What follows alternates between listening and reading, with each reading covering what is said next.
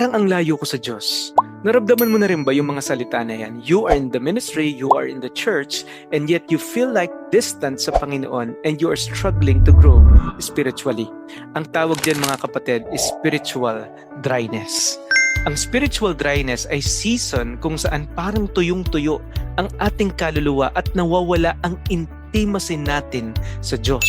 Pagbabasa mo ng Bible, pagpe-pray, pag-church, pakikinig ng worship songs, nagsasawa ka na gawin ang mga bagay na yun at ilapit ang puso mo sa Panginoon.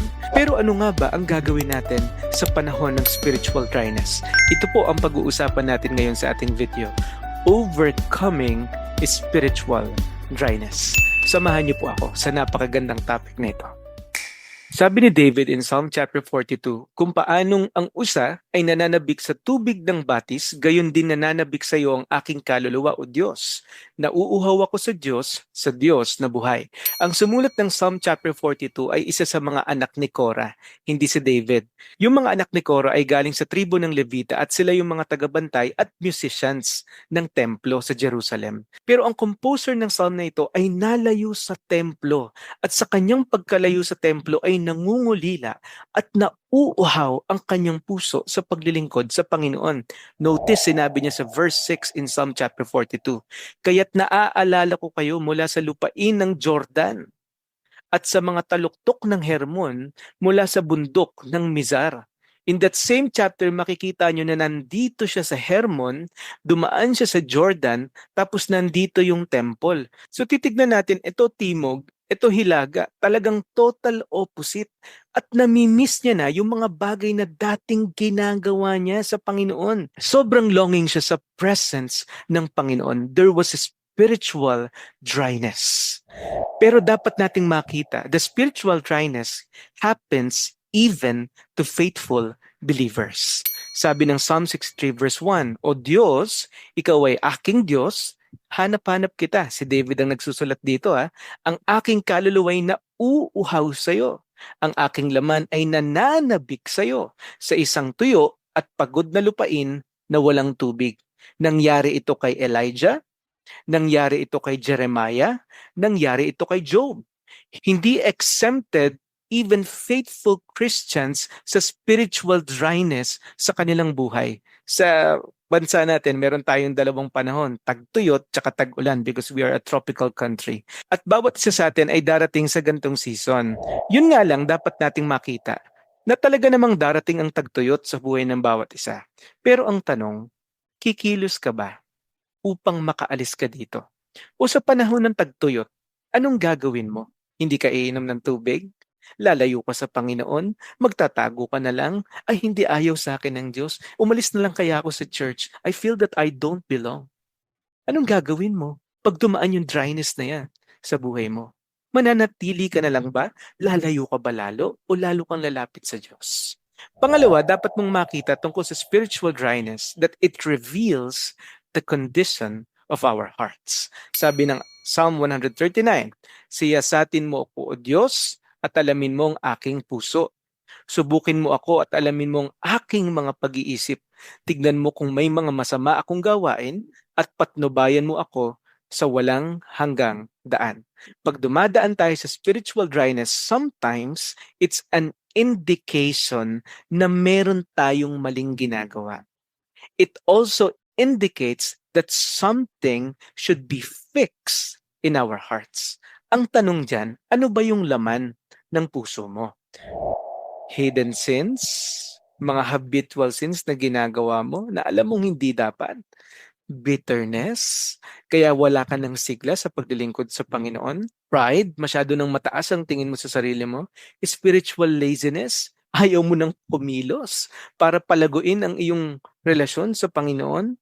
O masyadong pagmamahal sa kamunduhan. When spiritual dryness comes in our lives, it reveals kung ano talaga yung laman ng ating puso. Pangatlo, spiritual dryness can draw us closer to God. Hindi lang ito dumadaan sa buhay natin para i-reveal kung ano yung mga bagay na dapat nating ayusin, kundi dumadaan din to upang maging dependent tayo lalo sa ating Panginoon. Sabi ng John 15 verse 5, ako ang puno ng ubas at kayo ang mga sanga. Ang nananatili sa akin at ako sa kanya ay mamumunga ng sagana, sapagkat wala kayong magagawa kung kayo ay hiwalay sa akin. Minsan hinahayaan niya ito para maalala natin na siya lang talaga ang tunay na source ng buhay natin. Pero ang tanong, paano ko ito mapagtatagumpayan?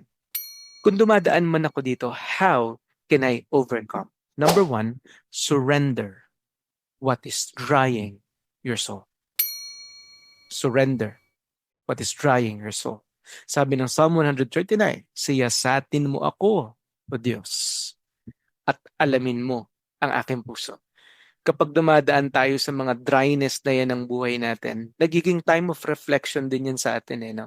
Ano yung mga bagay na dapat kong alisin? At sana ito yung maging prayer mo, katulad ng naging prayer ni David. Sabi niya, Lord, siyasatin mo ako. Wala namang lingid sa kaalaman mo eh. Bawat bagay na sasabihin ko palang alam mo na. Yung mula pagkabata ko, Panginoon, nasaksihan mo na ito, nasa sinapupunan pa lang ako ng nanay ko. So sabi ni David, Lord, siyasatin mo ako. Alamin mo ang aking puso. Alisin mo kung ano man yung bagay na dapat alisin sa buhay ko. Hanggat hindi mo yan sinusuko, paulit-ulit ka lang na makakaranas ng tagtuyon. Surrender what is drying your soul. Ano kaya ang nagiging cause ng spiritual dryness mo ngayon? Number 2, return to God daily. Yung pagpe-pray, yung pagpapasa ng Bible, yung pagsisimba, pakikinig ng worship songs, pakikinig ng messages, pag-attend ng Bible studies, going to small groups. Minsan kahit nakakapagod, gawin mo lang. Kahit may mga pagkakataon naglilingkod ka naman sa Panginoon pero parang nababurn out ka na, keep showing up. Gawin mo lang. Return to God daily. Sabihin mo lahat sa Panginoon. Kasi ang sabi ng James 4:8, lumapit kayo sa Diyos at lalapit siya sa inyo. 'Di ba? Mas nagiging closer relationship natin kay God. Bawat relationships naman dumadaan sa ganyang punto eh. Pero ang tanong, kaninong relationships yung mga nagiging matatag? Yung mga relasyon na nagpapatuloy. 'Di ba? Yun naman talaga yun eh. Meron kang commitment sa Panginoon. Hindi mo kayang ayusin ang sarili mo. Siya ang mag-aayos sa'yo. Kailangan mo lang bumalik. Kung gusto natin maayos yung buhay natin, lumapit tayo sa may akda ng buhay. At yon ay ang ating Diyos. Return to Him daily. And number 3, surround yourself with faithful believers. At sikapin nating pukawin ang isa't isa sa pag-ibig at mabubuting gawa. Huwag nating pabayaan ang ating pagtitipon. Sa panahon ng panlalamig ng puso natin sa Diyos, ang pananampalataya ng mga tapat na Kristiyano ang magtutulak sa atin pabalik sa Kanya. Kapag yung apoy mo masyado nanghihina, dumikit ka sa mga taong nag-aalab sa Panginoon at ikaw ay mahahawaan ng alab na meron sila. Palibutan mo ang sarili mo ng mga tao na tapat sa Panginoon. Mahamon ka, mapapalakas ka, at ikaw ay magpapatuloy sa Kanya. So these are the questions that I want you to reflect on today. Kailan ko huling naranasan ang tunay na intimacy sa Diyos? Pangalawa, ginagawa ko na lang ba ang spiritual habits at ministry ko bilang routine? Yung pagde-devotion ko, yung pagpe-pray ko, yung pag-church ko, routine na lang ba yung lahat ng yon? Number 3, ano ang mga bagay na unti-unting pumapalit sa Diyos sa puso ko? Nagiging idols ng buhay ko. May mga kasalanan ba ako na dapat kong isuko ngayon sa Panginoon?